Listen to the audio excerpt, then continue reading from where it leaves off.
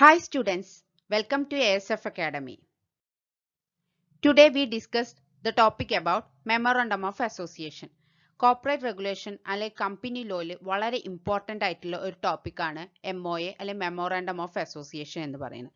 Exam point of വ്യൂവിൽ പറയുകയാണെങ്കിൽ MOA അല്ലെങ്കിൽ AOA ഒക്കെ ഇല്ലാത്ത ഒറ്റ ക്വസ്റ്റ്യൻ പേപ്പേഴ്സും ഉണ്ടാവില്ല. എല്ലാ ക്വസ്റ്റ്യൻ പേപ്പേഴ്സിലും MOA കുറിച്ചും AOA കുറിച്ചിട്ടൊക്കെ എസ്സേ ഉണ്ടാവും. അപ്പോൾ അതിലെ MOA അല്ലെങ്കിൽ മെമ്മോറാണ്ടം ഓഫ് അസോസിയേഷനെ കുറിച്ചിട്ടാണ് ഇന്ന് നമ്മൾ ഡിസ്കസ് ചെയ്യാൻ പോകുന്നത്. ഓക്കെ, അപ്പോൾ നമുക്ക് എന്താണ് മെമ്മോറാണ്ടം ഓഫ് അസോസിയേഷൻ എന്ന് നോക്കാം. ഇപ്പോൾ നമ്മൾ ഫസ്റ്റ് പറയുന്നത് മീനിങ് ഓഫ് MOA എന്താണെന്നാണ് പറയുന്നത്. നമ്മൾ ഒരു കമ്പനി ഫോം ചെയ്യുന്ന ടൈമിൽ ഒരുപാട് ഡോക്യുമെന്റ്സ് പ്രിപ്പയർ ചെയ്ത് ഫയൽ ചെയ്യേണ്ടി വരും. അത് ഒരു കമ്പനി ഇൻകോർപ്പറേറ്റ് ചെയ്യണം എന്നുണ്ടെങ്കിൽ. അപ്പോൾ അതിൽ നമ്മൾ മെമ്മോറാണ്ടം ഓഫ് അസോസിയേഷൻ ഉണ്ട്, ആർട്ടിക്കിൾ ഓഫ് അസോസിയേഷൻ ഉണ്ട്, പ്രോസ്പെക്ടസ് ഉണ്ട്. അതിലെ മെമ്മോറാണ്ടം ഓഫ് അസോസിയേഷൻ ആണ് നമ്മൾ ഇന്ന് ഡിസ്കസ് ചെയ്യാൻ പോകുന്നത്. MOA എന്ന് പറയുന്നത് ഒരു കമ്പനി ഫോർമേഷൻ്റെ ടൈമിലെ ഫസ്റ്റ് സ്റ്റെപ്പ് എന്ന് പറയാം. നമ്മൾ ഫസ്റ്റ് പ്രിപ്പയർ ചെയ്യുന്ന ഡോക്യുമെന്റ് ആണ് MOA എന്ന് പറയുന്നത്. Okay, it is a legal document. ഇതൊരു ലീഗൽ ഡോക്യുമെന്റ് ആണ് MOA എന്ന് പറയുന്നത്. ഇത് MOA എന്താണെന്ന് ചോദിച്ചു കഴിഞ്ഞാൽ it contains the fundamental condition on which the company is to be incorporate. എന്തിനാണ് കമ്പനി രൂപീകരിക്കണമെന്നുള്ളതിന്റെ ടോട്ടൽ ഡീറ്റെയിൽസ് ഇൻക്ലൂഡ് ചെയ്തിട്ടുള്ള ഒരു ഡോക്യുമെന്റ് ആണ് മെമ്മോറാണ്ടം ഓഫ് അസോസിയേഷൻ എന്ന് പറയുന്നത്. ഈ ഒരു MOAയിൽ നമ്മൾ സ്പെസിഫൈ ചെയ്തിട്ടുണ്ടാകും ബിസിനസ് ആക്ടിവിറ്റീസ് എന്തൊക്കെയാണ്, എത്ര പെർമിറ്റ് ലെവൽ എന്താണ്, അതായത് that is means scope of the business scope എന്താണെന്ന് ഈ MOAയിൽ നമ്മൾ ഡീറ്റെയിൽഡ് ആയിട്ട് തന്നെ പറഞ്ഞിട്ടുണ്ടാവും, ലിസ്റ്റ് ഔട്ട് ചെയ്തിട്ടുണ്ടാവും എന്തൊക്കെ കാര്യങ്ങളാണ് നമ്മൾ ചെയ്യുന്നത്. MOAയിൽ പറയാത്ത ഒരു കാര്യവും നമ്മുടെ ബിസിനസ് ആക്ടിവിറ്റീസിൽ വരാൻ പാടില്ല. എന്തെങ്കിലും ആക്ടിവിറ്റീസ് നമ്മൾ ചെയ്തിട്ടുണ്ടെങ്കിൽ ബിയോണ്ട് ദ MOAക്ക് മെൻഷൻ ചെയ്യാത്ത എന്തെങ്കിലും ആക്ടിവിറ്റീസ് നമ്മൾ ചെയ്തിട്ടുണ്ടെങ്കിൽ ആ ആക്ടിവിറ്റീസ് വോയിഡ് ആണ്, വാലിഡ് ആവില്ല. ഓക്കെ, അതേപോലെ തന്നെ MOA എന്ന് പറയുന്നത് ഒരു പബ്ലിക് റെക്കോർഡാണ്.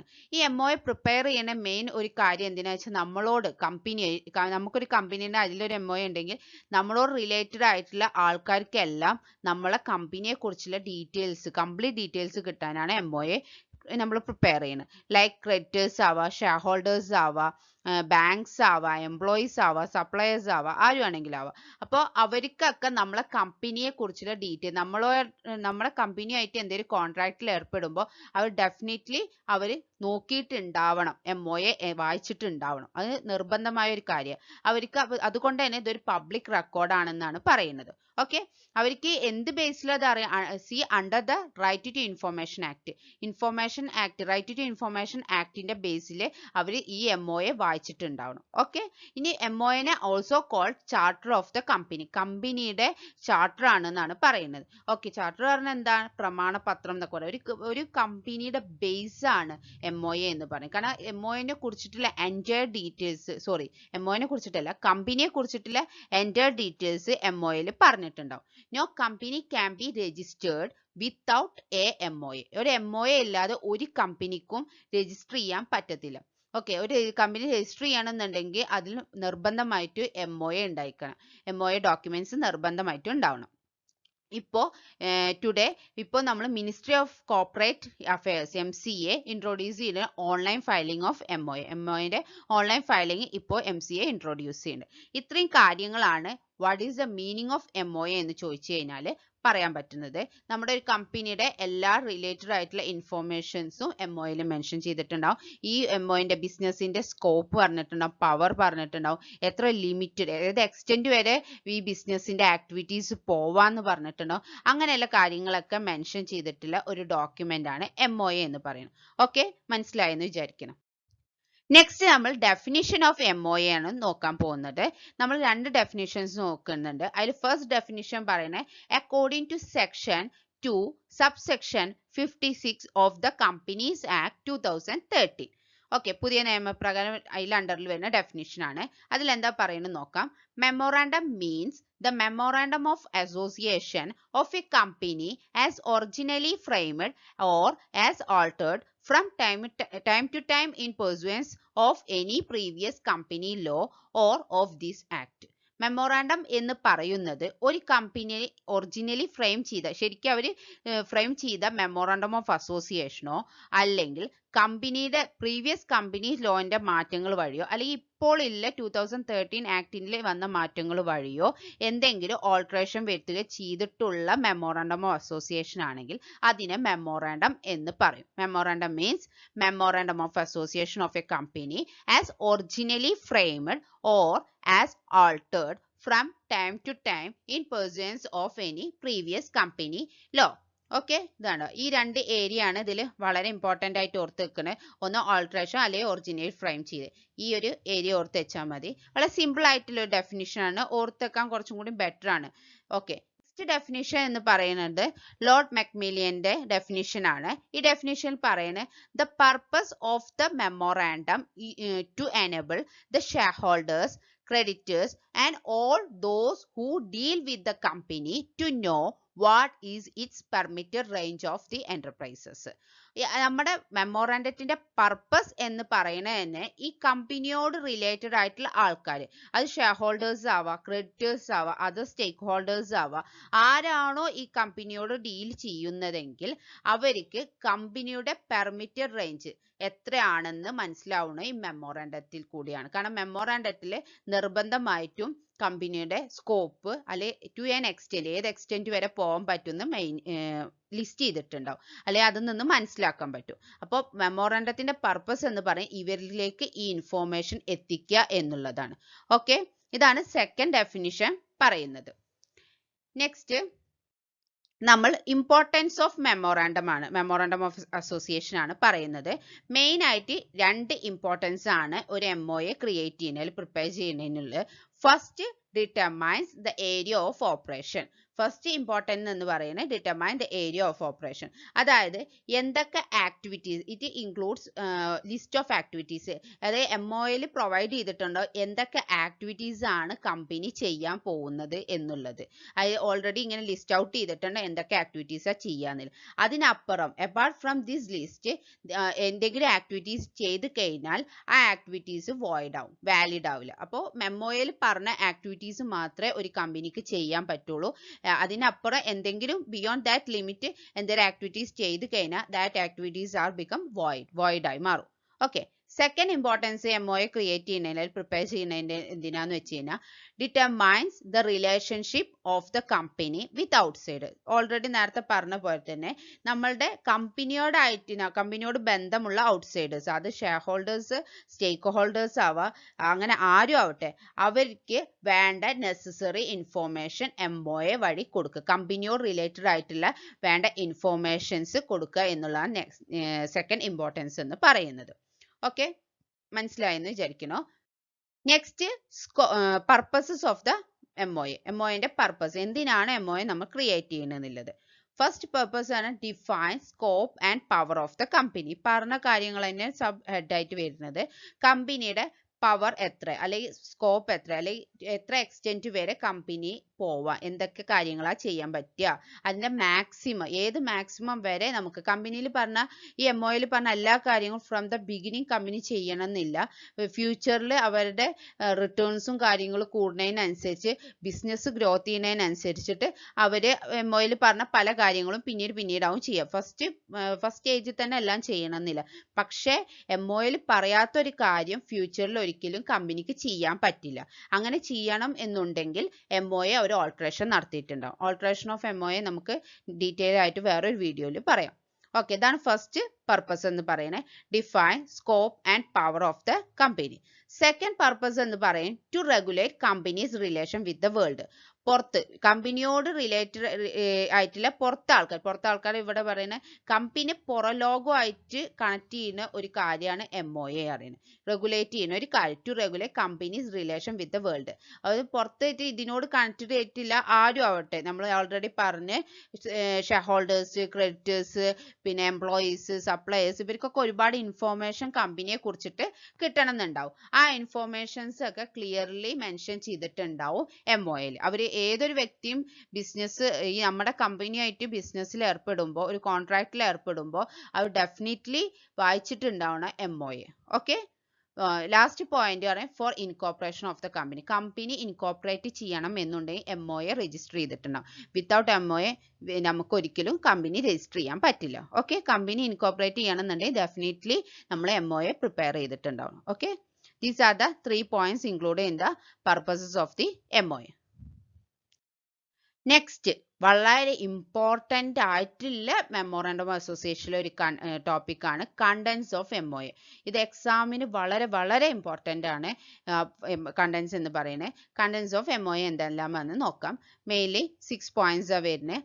ഫസ്റ്റ് പറയുന്നത് ഫസ്റ്റ് ക്ലോസ് എന്ന് പറയാം നെയിം ക്ലോസ്. ഇതിൽ വരുന്ന name clause, domicile clause, object clause, liability, capital and subscription ആണ് വരുന്നത്. ഫസ്റ്റ് ക്ലോസ് എന്ന് പറയുന്നത് നെയിം ക്ലോസ് എന്താണെന്നാണ്. നെയിം ക്ലോസ് എന്ന് പറയുന്നത് നമ്മൾക്കറിയാം company is an artificial person. Company ഒരു ആർട്ടിഫിഷ്യൽ പേഴ്സൺ ആണ്. അതുകൊണ്ട് തന്നെ കമ്പനിക്ക് ഒരു പേര് നമ്മൾ ഇട്ടുകൊടുക്കും. ആ പേരെന്ന് പറയുന്നത് എപ്പോഴും യുണീക്ക് ഐഡന്റിറ്റി ആയിരിക്കും. കമ്പനിനെ മറ്റ് കമ്പനിയിൽ നിന്ന് ഡിഫറൻഷിയേറ്റ് ചെയ്യുന്നത് ഈ ഒരു പേരിലായിരിക്കും. ഓക്കെ, അപ്പോൾ ഇത് യുണീക്ക് ഐഡന്റിറ്റി ആണ് നെയിം എന്ന് പറയുന്നത്. ആ പേര് നമുക്ക് ഏത് ഏത് പേര് വേണമെങ്കിൽ നമുക്ക് ചൂസ് ചെയ്യാം. നമുക്ക് അതിനൊരു റെസ്ട്രിക്ഷൻ ഒന്നുമില്ല. പക്ഷേ പേരെന്ന് പറയുന്നത് ഒതന്റിക് ആവണം. ലീഗൽ ആൻഡ് അപ്രൂവ്ഡ് നെയിം ആയിരിക്കും. അപ്രൂവ്ഡ് നെയിം എന്ന് ഇവിടെ ലീഗൽ ആൻഡ് അപ്രൂവ്ഡ് നെയിം എന്ന് ഇവിടെ ഉദ്ദേശിക്കാൻ കാരണം ഒരിക്കലും ഡിസൈറബിൾ അല്ലാത്ത നെയിംസ്, അൺഡിസൈറബിൾ ആയിട്ടുള്ള നെയിംസ് ഒരിക്കലും എടുക്കരുത്. ദാറ്റ് മീൻസ് നമ്മളുടെ കമ്പനിയുടെ പേര് വേറൊരു കമ്പനിയുടെ പേരുമായിട്ട് വളരെ similar. Name should not similar to any other company. മറ്റ് കമ്പനിയുടെ പേരിനോട് സിമിലർ ആയിട്ടുള്ള പേര് ഒരിക്കലും നമ്മൾ എടുക്കാൻ പാടില്ല. അതൊന്ന്. പിന്നെ ഗവൺമെന്റ് നമുക്ക് പറഞ്ഞിട്ടുണ്ടാവും ചില പേര് എടുക്കാൻ പാടില്ല പറഞ്ഞു. അൺഡിസൈറബിൾ ആണ് ഈ പേരുകൾ കമ്പനികൾക്ക് ഇടുന്നത് പറഞ്ഞിട്ട്. അങ്ങനെ പറഞ്ഞിട്ടുണ്ടെങ്കിൽ ആ പേരുകളൊന്നും നമ്മുടെ കമ്പനിക്ക് കൊടുക്കാൻ പാടില്ല. ഓക്കെ, ഇത്രേ ഉള്ളൂ. ഏത് നെയിം വേണമെങ്കിൽ നമുക്ക് ചൂസ് ചെയ്യാം. അത് നമ്മുടെ പ്രിഫറൻസ്. ബട്ട് നമ്മളുടെ കമ്പനിയോട് റിലേറ്റഡ് ആയിട്ടില്ല, അല്ലെങ്കിൽ നമ്മുടെ കമ്പനിയുടെ പേര് വേറൊരു കമ്പനിയുടെ പേരുമായിട്ട് സിമിലർ ആവാൻ പാടില്ല. അത് കൺഫ്യൂഷന് സാധ്യത ഉണ്ടാക്കും. ആ കമ്പനി ഈ കമ്പനിയോട് എന്തെങ്കിലും കണക്ഷൻ ഉണ്ടോ എന്നുള്ളത്. അതേപോലെ ഗവൺമെന്റ് പറഞ്ഞിട്ടുള്ള അൺഡിസൈറബിൾ ആയിട്ടുള്ള നെയിം ലിസ്റ്റ് ഉണ്ടാവും. അതിൽപ്പെട്ട പേരുകളും നമ്മുടെ കമ്പനിക്ക് ഇടാൻ പാടില്ല. ഇതാണ് നെയിം ക്ലോസിൽ പറഞ്ഞിട്ടുണ്ടാവുക. സെക്കൻഡ് ക്ലോസ് എന്ന് പറയുന്നത് ഡൊമിസിൽ ക്ലോസ് അല്ലെങ്കിൽ സിറ്റുവേഷൻ ക്ലോസ്. ഈ ക്ലോസിൽ എന്താ പറയുന്നത് വെച്ചാൽ ഈ പേരിൽ തന്നെ മനസ്സിലാക്കാം. Name of the registered office. Registered ഓഫീസിന്റെ പേരാണ്. എസ്പെഷ്യലി നമ്മുടെ ഓഫീസ് എവിടെയാണ് രജിസ്റ്റേർഡ് ഓഫീസ് എവിടെയാണ് സിറ്റുവേറ്റ് ചെയ്യുന്നതെന്നുള്ളതാണ് ഈ ക്ലോസിൽ മെൻഷൻ ചെയ്തിട്ടുണ്ട്. കാരണം ഈ ഒരു name of the state or union territory of the registered office, നമ്മളെ ഏത് സ്റ്റേറ്റിൽ അല്ലെങ്കിൽ ഏത് യൂണിയൻ ടെറിട്ടറിയിലാണ് നമ്മുടെ രജിസ്റ്റേർഡ് ഓഫീസ് ഉണ്ടാവുക എന്നുള്ള മെൻഷൻ ചെയ്യുന്നത് ഇതിൽ. കാരണം ഈ ഒരു ക്ലോസിൽ നിന്നാണ് നമ്മളുടെ കമ്പനിയുടെ നാഷണാലിറ്റി മനസ്സിലാവുക. ഈ ക്ലോസിൽ നിന്ന് നമ്മുടെ കമ്പനിയുടെ രജിസ്ട്രേഷൻ ഓഫീസിൽ പേര്, അഡ്രസ്സും കാര്യങ്ങളൊക്കെ ഉണ്ടാവും. അപ്പോൾ ഈ ഒരു അഡ്രസ്സിലേക്കാണ് നമ്മളുടെ എല്ലാവിധ ട്രാൻസാക്ഷനിലുള്ള അഡ്രസ്സ് എന്ന് പറയുന്നത് ഈ രജിസ്ട്രേഷൻ ഓഫീസിന്റെ അഡ്രസ്സ് ആയിരിക്കും. അപ്പോൾ അതുവഴി നാഷണാലിറ്റി, നമ്മുടെ കമ്പനിയുടെ നാഷണാലിറ്റി അല്ലെങ്കിൽ സ്റ്റേറ്റ് ഏതാ അങ്ങനെയുള്ള കാര്യങ്ങളൊക്കെ ഇതെന്നാണ് മനസ്സിലാവുക.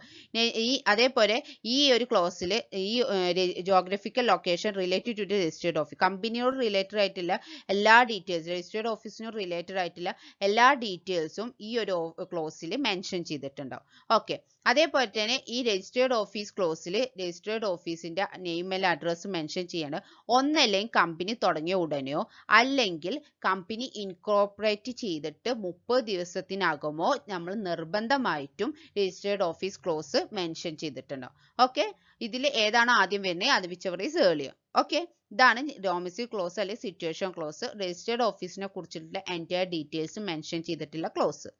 നെക്സ്റ്റ് ക്ലോസ് എന്ന് പറയുന്നത് ഒബ്ജക്റ്റ് ക്ലോസ്.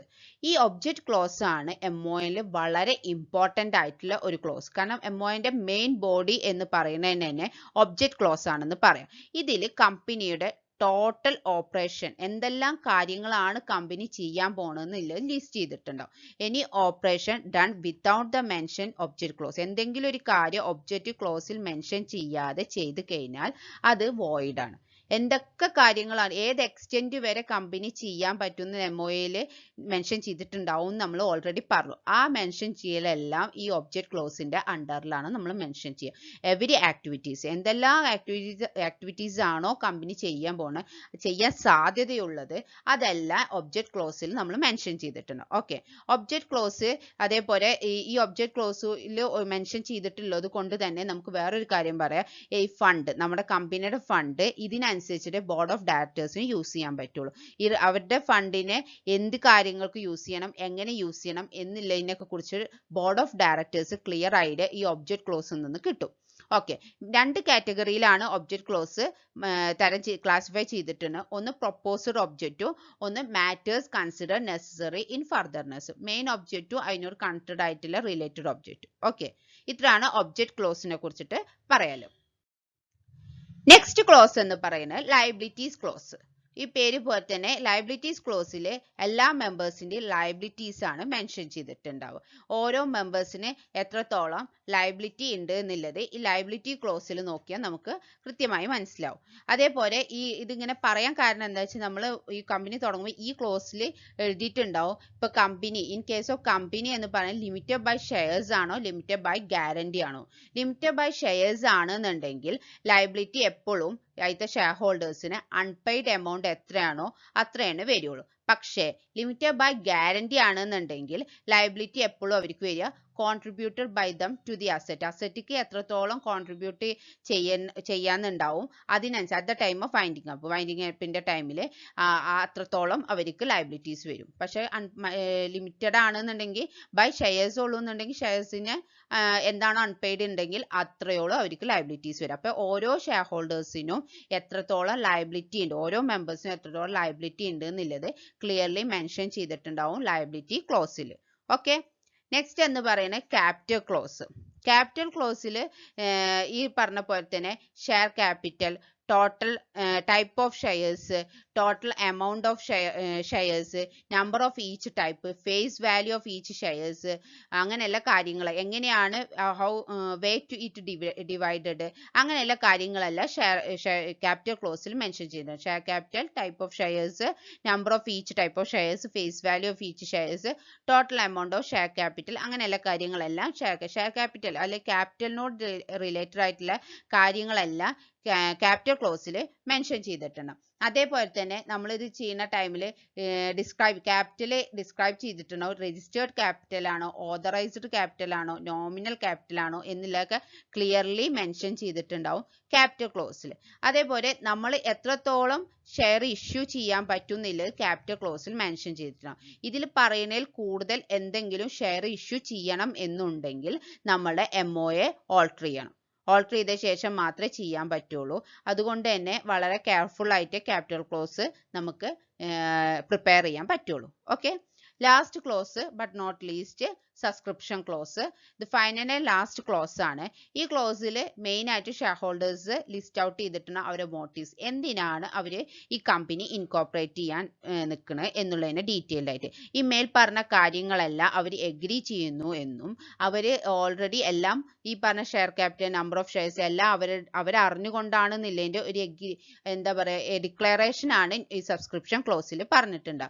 അതേപോലെ ഓരോ സബ്സ്ക്രൈബേഴ്സും സൈൻ ചെയ്യുക, അവരുടെ പേരും ഫുൾ അഡ്രസ്സും എഴുതിയിട്ട് അവർ എടുത്തിട്ടുള്ള ഷെയർസിന് നേരെ അവർ സബ്സ്ക്രൈബ് ചെയ്തിട്ടുണ്ടാവും. അത് പബ്ലിക് ലിമിറ്റഡ് കമ്പനിയാണ് എന്നുണ്ടെങ്കിൽ 7 സബ്സ്ക്രൈബേഴ്സും, പ്രൈവറ്റ് ലിമിറ്റഡ് കമ്പനിയാണ് എന്നുണ്ടെങ്കിൽ 2 സബ്സ്ക്രൈബേഴ്സും നിർബന്ധമായി വേണം.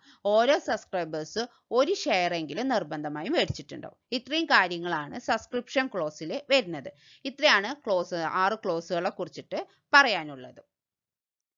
ഓക്കെ, ഇന്നിപ്പോൾ ഈ വീഡിയോയിൽ പറഞ്ഞ എന്തൊക്കെ meaning, definition, importance, purpose, contents of memorandum association മനസ്സിലായി എന്ന് വിചാരിക്കേണ്ടത്. എന്തെങ്കിലും ഡൗട്ട്സ് ഉണ്ടെങ്കിൽ കമൻസിൽ പറയണം. എന്തെങ്കിലും ഇമ്പ്രൂവ് ചെയ്യാണ്ടെങ്കിൽ കമൻസിൽ നിങ്ങളുടെ കമൻസ് പറയണം.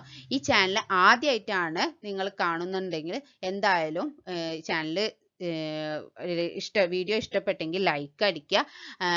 അതേപോലെ സബ്സ്ക്രൈബ് ചെയ്യുക, ചാനൽ സബ്സ്ക്രൈബ് ചെയ്യുക. നോട്ടിഫിക്കേഷൻ വരാൻ വേണ്ടി ബെല്ലൈക്കനിൽ ഓൾ എന്ന് പ്രസ് ചെയ്യുക. അതേപോലെ വീഡിയോ ഇഷ്ടമായ ഫ്രണ്ട്സിന് വേണ്ടിയിട്ട് ഷെയർ ചെയ്യുക. Okay, thank you. Have A nice day.